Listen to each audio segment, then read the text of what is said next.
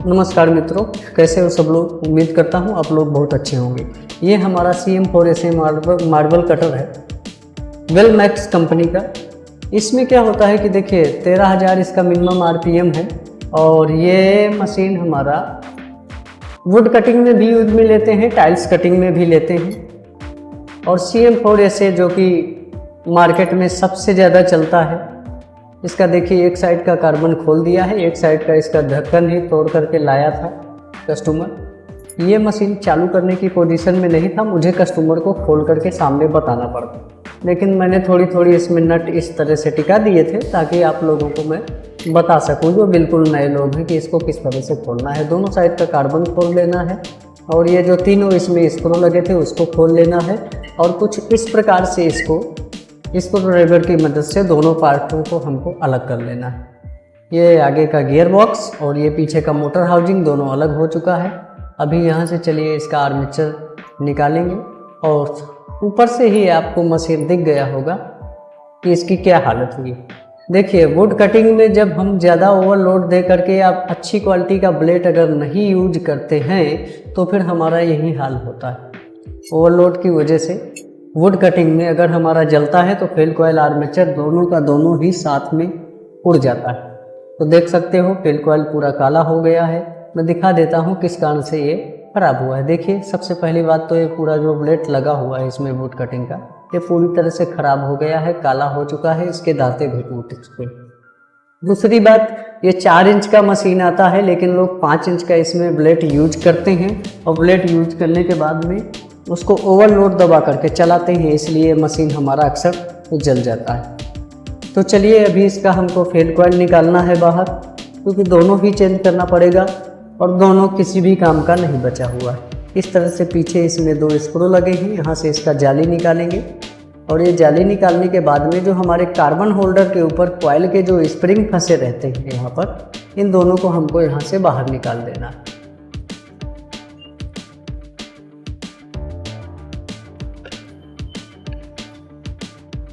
दोनों साइड का जो कॉइल के ऊपर कार्बन होल्डर के ऊपर जो कॉइल के स्प्रिंग लगे रहते हैं, इस तरह से हमको दोनों को बाहर निकाल देना। ये मशीन ओवरलोड की वजह से अक्सर खराब होता रहता है, क्योंकि जितनी इसकी कैपेसिटी रहती है लोड उससे ज़्यादा ही इसको ओवरलोड चला करके यूज में लेते हैं। यहाँ से 3 स्क्रू खोलेंगे और इसका जो हैंडल वाला यहाँ पर भाग है जहाँ पर हमारा स्विच फिट होता है, यहाँ पर जो कॉइल के हमारे 2 कनेक्शन आए हुए हैं, ये दोनों कनेक्शनों को हमको अलग कर देना है इस तरह से। एक हमारा स्विच में गया हुआ है और एक हमारा मेन जो लीड वायर आता है पीछे से उसके साथ में अटैच रहता है। यहाँ से छोटा सा स्क्रू लगा है स्विच में, इसको खोलेंगे और इस फीड कॉइल के अंदर देखिए 2 स्क्रू और लगे हुए हैं, वो दोनों स्क्रू को खोलेंगे। यहाँ पर ये जो 2 स्क्रू लगे हुए हैं इन दोनों स्क्रू को खोलेंगे, बाद में हम इसके फील्ड कॉइल को बाहर निकालेंगे।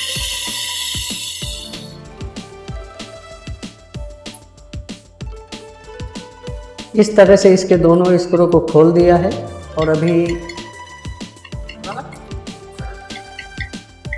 इस तरह से हल्का सा थोड़ी से हैमर करेंगे तो जो इसका फेल कॉइल है ऊपर की साइड खिसक आएगा और हम आराम से इसको बाहर निकाल पाएंगे।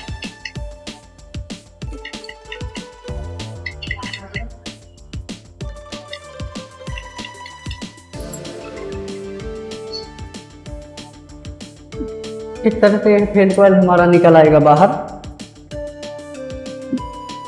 ये फेल कॉइल हमारा देख सकते हो कितना बेकार तरीके से पूरा जल करके काला हो गया। अभी चलिए नया फेल कॉइल लेंगे।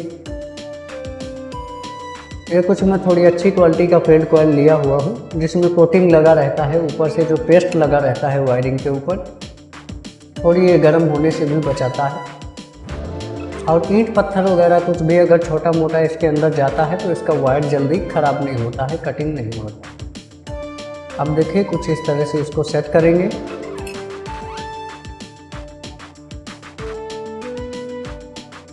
मैं अक्सर इस टाइप का ये पतला स्क्रू ड्राइवर यूज करता हूँ। जहाँ तक हमारा स्क्रू जाने वाला है अंदर तक इस तरह से लगा करके, तो ये सीधा बिल्कुल हमारा अंदर तक जा करके सेट हो जाता है अच्छी तरह से। तभी हमको स्क्रू लगाने में इसमें आसानी हो जाती है। ये बिल्कुल सीधे तरीके से पूरी तरह से सेट कर देगा। अभी जो दोनों स्क्रू हैं इसके, इनको हमको इस तरह से कुछ फिट कर देना है।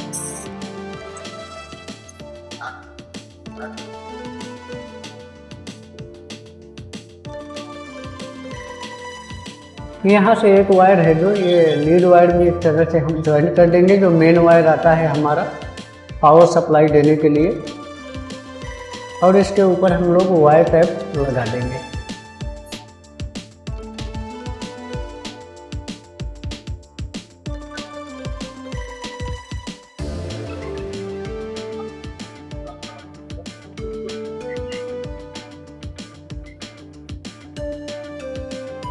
इस तरह से कुछ इसके अंदर हम लोग वायर टैप लगाएंगे, और जो हमारा फील्ड कॉइल का दूसरा छेड़ा निकल करके आता है वायर का, इसको इस तरह से एडजस्ट करते हुए, और ये जो स्विच में एक कनेक्शन दे देना है यहाँ का। एक हमारा मेन वायर आ जाता है स्विच में, और एक हमारा यहाँ से ये फील्ड कॉइल का वायर। इसको कुछ बीच में से इस तरह से करिए, इसके बीच में स्क्रू रख दीजिए यहाँ पर इस तरह से, और इस तरह से घुमा करके वायर को थोड़ी सेट कर देंगे। सेट करने के बाद में इस स्क्रू को हम उसी जगह पर फिट कर देंगे जहाँ से हमने खोला। उम्मीद करता हूँ वीडियो आप लोग को ज़रूर पसंद आएगी। अगर वीडियो पसंद आए तो वीडियो को लाइक ज़रूर कर देना। अभी चलिए, ये जो हमारा कचरा वगैरह अंदर स्विच में जाने से रोकता है, प्लास्टिक का जो कवर लगा रहता है, इसको इस तरह से सेट करेंगे, और इसका जो ऊपर वाला भाग है हैंडल, इसको इस तरह से हम लोग सेट कर देंगे।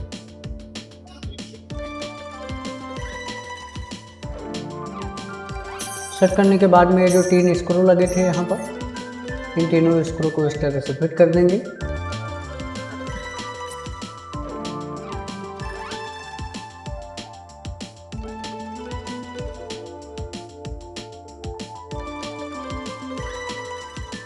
ये 4 इंच का मार्बल कटर या वुड कटर, और हमारा 4 इंच का एंगल ग्राइंडर सबसे ज़्यादा यूज होने वाला आइटम रहता है। अब देखिए, जो इसके स्प्रिंग है, नया फील्ड कॉइल है तो थोड़ी स्प्रिंग इसके टाइट है। कार्बन होल्डर के ऊपर थोड़ी सी परेशानी पड़ेगी इसको चढ़ाने में, लेकिन आप कोशिश करेंगे तो बड़े आराम से इसको धीरे धीरे से आप सेट कर सकते हैं।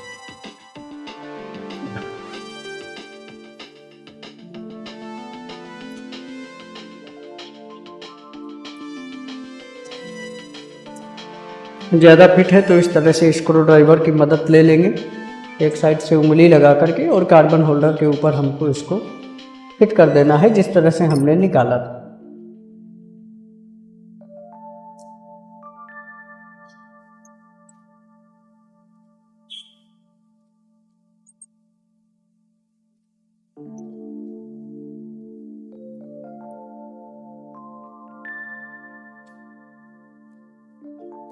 थोड़ी स्प्रिंग इसके ज़्यादा टाइट थे फील्ड कॉइल के, इसलिए थोड़ी सी इसको चढ़ाने में दिक्कत होगा, लेकिन जितना ही टाइट रहेंगे अच्छा रहता है, कोई भी लूज कंटेक्ट नहीं रहता दोनों साइड के।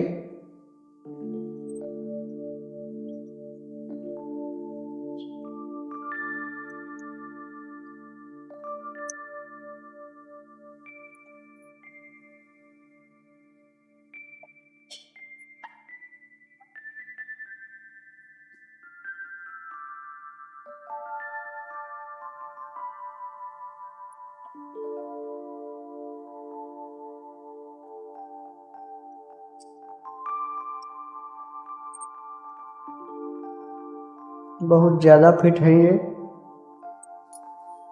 इसलिए थोड़ी टाइम लग गया इनको चढ़ाने में।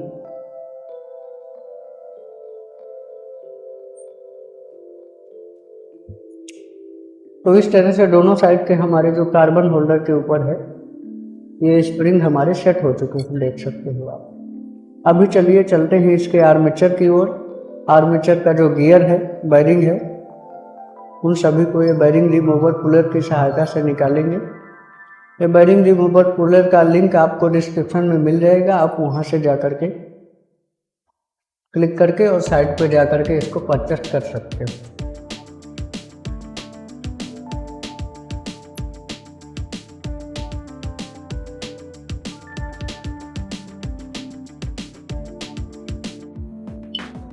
इस तरह से इसका गियर निकालना है।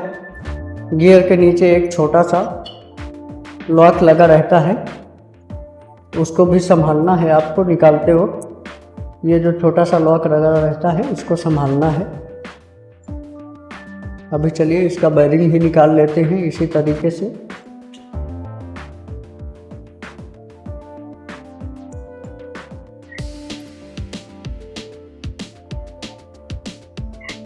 इस तरह से इसका बेरिंग भी निकालेंगे। देख लीजिए पुलर किस तरह से सेट करके बेरिंग निकाला जाता है।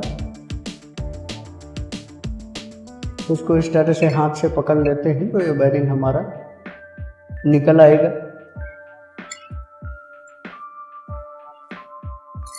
इसके नीचे एक वॉशर लगा रहता है, ये है तो आप लोग डाल सकते हैं, किसी किसी में नहीं भी रहता है। चलिए पीछे की साइड का भी बेरिंग निकाल लेते हैं।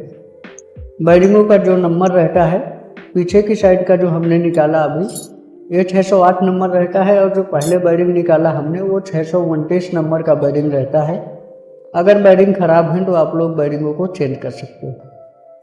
इस तरह से इसको अंदर वाले भाग पे, बेरिंग के अंदर वाले भाग पे ठोकर मारेंगे तो ये हमारा सेट हो जाएगा।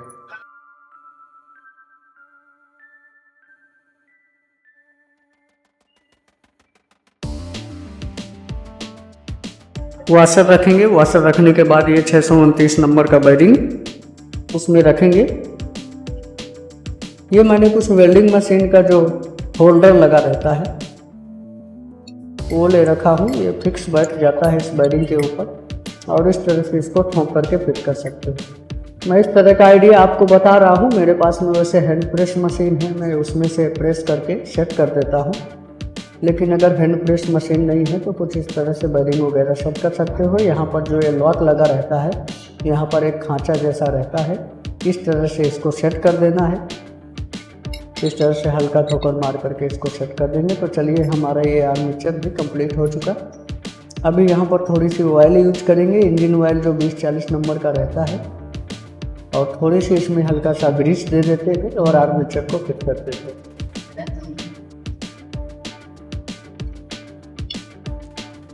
तो ये हमारा आर्मेचर सेट हो चुका है। जिस कस्टमर का है ये, मैं उसको ब्लेड के लिए चेंज करने के लिए ज़रूर बोल दूंगा, और इस तरह का ब्लेड इसमें बिल्कुल भी नहीं यूज करना है, वरना मशीन फिर से ख़राब हो जाएगा। तो चलिए ये तीनों जो बॉडी के स्क्रू हैं इनको फिट कर देंगे। अब यहाँ से हम कार्बन डालेंगे। देखिए कार्बन को ज़बरदस्ती आपको अगर फिट रहता है कार्बन होल्डर के ऊपर तो कार्बन को ज़बरदस्ती नहीं डालना है,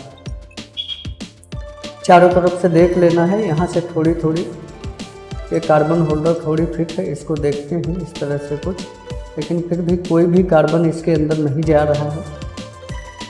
ये कार्बन होल्डर भी थोड़ी ज़्यादा टाइट है, तो इस तरह से कुछ हम जो कार्बन है इसको इस तरह से पेपर की मदद से घिस लेंगे।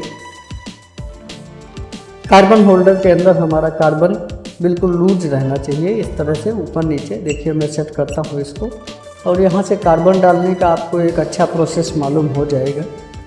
कभी कभी किसी मशीनों में डालते वक्त ऐसी परेशानी आती है, तो इस तरह से दोनों साइड से घिस लेंगे। अब देखिए इसके अंदर आराम से सेट हो जाता है, लूज हो गया है। अभी चलिए अच्छे तरह से इसमें जो कार्बन का कैप है उसको फिट करेंगे।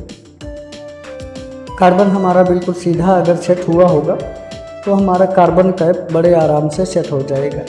ये जो पत्तियां हल्का उठी हुई रहती हैं उनको थोड़ी, यदि अगर ज़्यादा चौड़ी हैं तो आप लोग दबा करके बाद में कार्बन का कैप इस तरह से फिट कर सकते हैं। दूसरी साइड में देखते हैं तो देखिए दूसरी साइड का होल्डर है वो बिल्कुल बराबर है, और ये पत्तियों को इस तरह से दबा करके थोड़ी,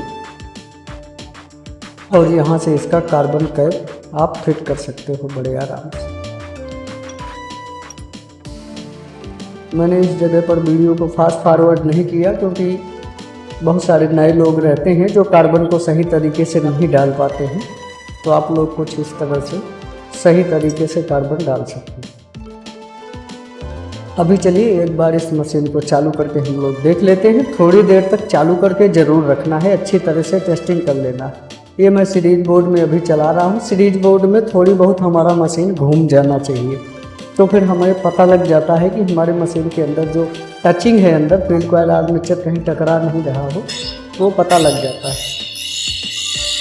अभी देखिए इसमें बिल्कुल भी स्पार्किंग नहीं है पीछे, और मशीन हमारा बिल्कुल परफेक्ट चल रहा है। थोड़ी देर तक आपको चला करके ज़रूर देखना है। अगर मशीन में कहीं जलने की जैसे स्माइल या ऐसा कुछ आ रहा है कि फील्ड कॉइल आर्मेचर अंदर टच हो रहा है, तो उसके अंदर हमको पैकिंग वगैरह लगाना रहता है। मैंने काफ़ी सारे वीडियो में पैकिंग कैसे लगाते हैं बता रखा है, तो आप मेरे वीडियो देख सकते हो। थोड़ी देर तक आप चालू करके अच्छे तरह से चेक कर लीजिए, और आपको लगता है कि हम मशीन बिल्कुल परफेक्ट है, आवाज़ में कोई चेंजेस नहीं है, तो आप लोग फिर उसको बाकी का जो पार्ट्स है उसको फिट कर लीजिए। चलिए इसका बाकी का जो बचा पार्ट्स है उस सभी को फिट कर देते हैं। कुछ इस तरह से कटर मशीन के अंदर हम फील्ड कॉइल आर्मेचर चेंज कर सकते हैं। चलिए मिलते हैं नेक्स्ट वीडियो में, तब तक के लिए टेक केयर, जय हिंद।